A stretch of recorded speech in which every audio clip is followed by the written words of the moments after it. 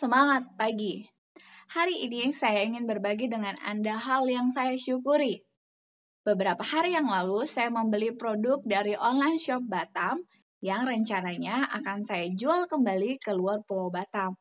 Jadi nanti barang itu akan saya markup dan dari situlah saya akan mendapat keuntungan.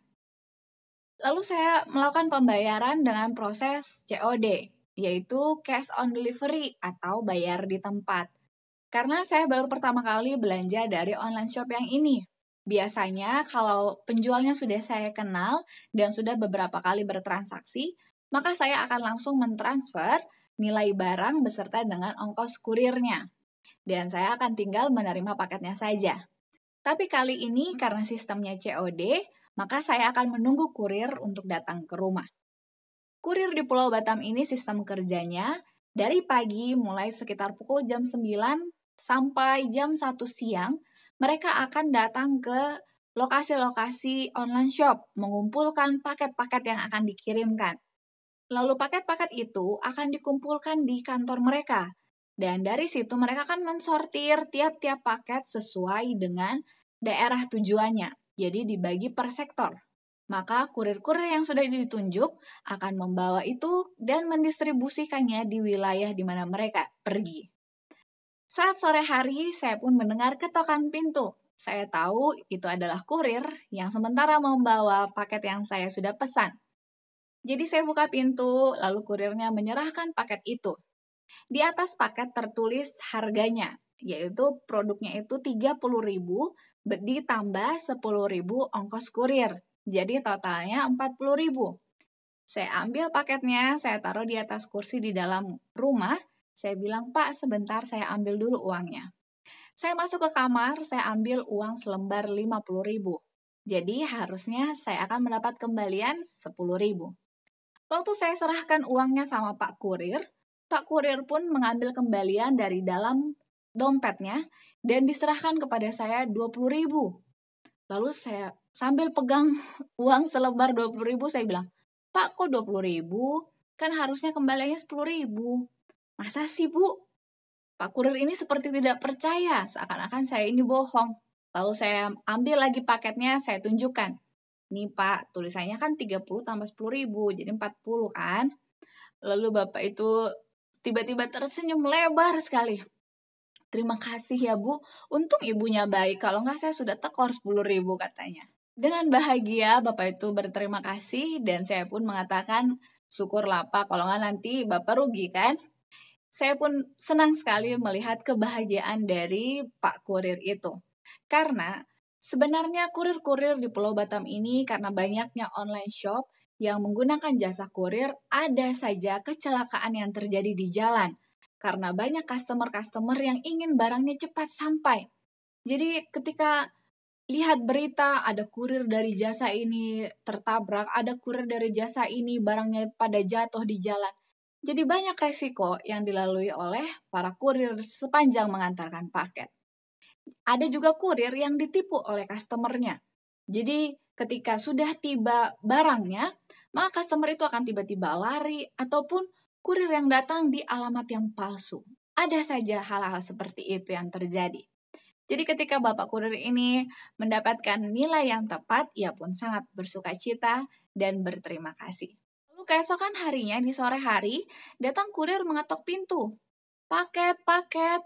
Saya dari dalam rumah berpikir, kok ada kurir antar paket ya? Saya kan gak ada pesan paket dan tidak ada order di online shop manapun. Tidak ada juga customer saya yang menginfokan hendak menitipkan barangnya. Jadi saya pun membuka pintu, saya terima paketnya, saya cek hanya ke alamat dari paket itu. Oh benar, ini benar kok alamat saya. Lalu saya masukkan paket itu di dalam, saya bilang, "Pak, sebentar ya, saya cek dulu nomor telepon yang ada di paket ini, baik nomor telepon pengirim maupun nomor telepon penerima. Karena nomor teleponnya itu bukanlah nomor telepon saya."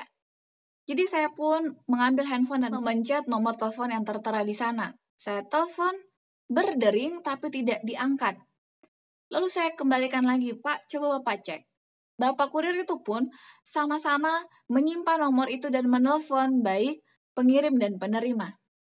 Berdering tidak juga diangkat. Lalu Bapak itu tanya, emang ini bukan nama ibu? Bukan, itu bukan nama saya, tapi alamatnya betul ini di rumah saya. Karena saya harus membayar paket itu, karena tulisannya adalah COD senilai 70.000. Saya bilang, saya tidak pernah order paket ini, saya saja tidak tahu isinya apa. Jadi, Bapak boleh tolong cari tahu ini paketnya apa, karena ini betul alamat saya, tapi saya tidak memesannya. Jangan-jangan saya ini ditipu, Pak. Karena seringkali orang-orang di luar sana mengirimkan paket ke alamat-alamat yang sudah pernah terlihat di internet dan sengaja agar mereka dapat diuntungkan dari situasi seperti ini. Jadi saya bilang, Bapak cek aja lagi, ini saya tidak pernah memesannya.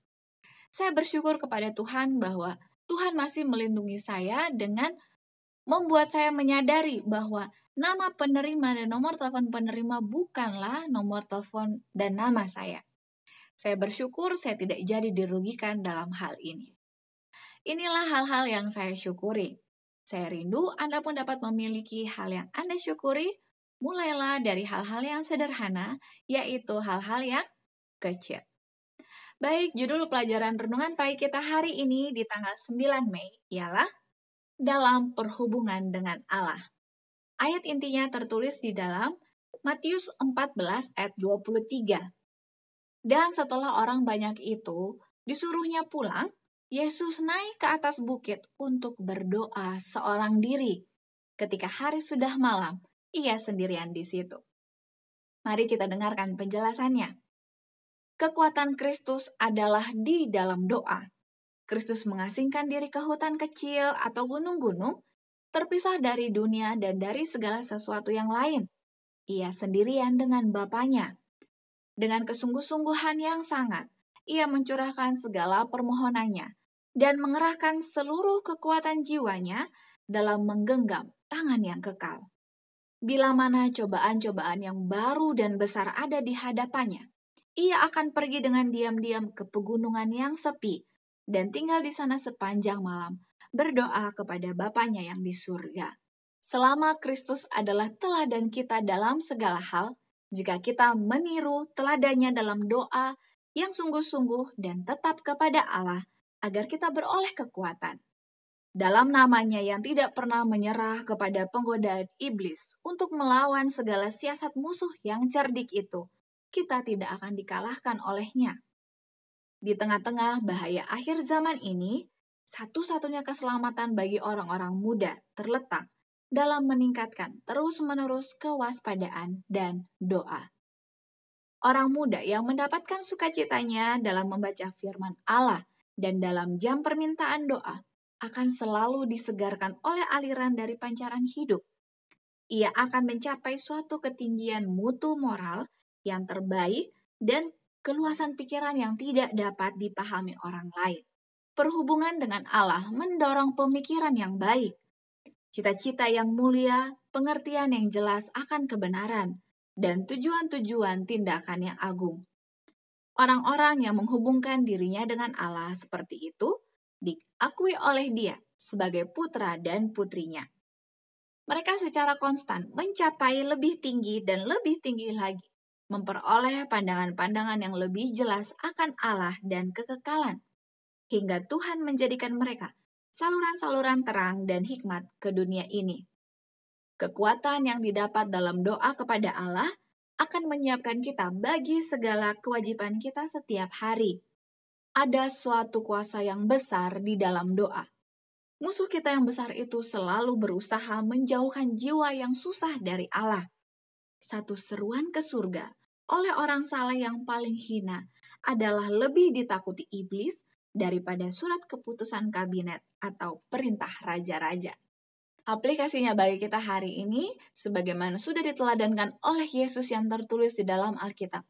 Dituliskan di sana bahwa kekuatan Kristus adalah di dalam doa. Mari kita terus rutin menggunakan waktu-waktu yang sudah kita sisihkan untuk bercerita bersekutu dengan Tuhan di dalam doa. Slogan kita, awali hari ini dengan renungan pagi. Mari tidak bosan-bosan saya terus mengajak kita semua memiliki waktu khusus untuk berdoa. Bagaimana dengan buku doa Anda, jurnal doa harian Anda? Mari kita terus tekun berdoa dan menggunakan waktu-waktu yang berharga itu untuk semakin terikat kuat dengan Tuhan.